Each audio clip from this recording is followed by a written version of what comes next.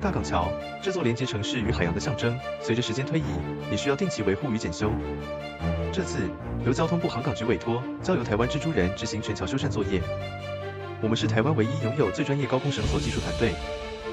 专精于各类高空工程，不受高度与环境限制，我们都以最高规格的安全标准进行。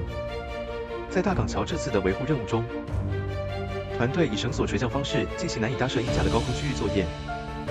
全程使用国际认证装备与双绳防坠系统，不仅确保作业人员安全，更有效缩短工期，降低成本。每一个垂降，每一个动作，都是专业训练与实战经验的累积。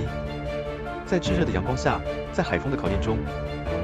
我们用绳索守护这座桥的结构与美丽。高空任务交给最专业的团队——台湾蜘蛛人。我们用行动守护每一座城市的安全与荣耀。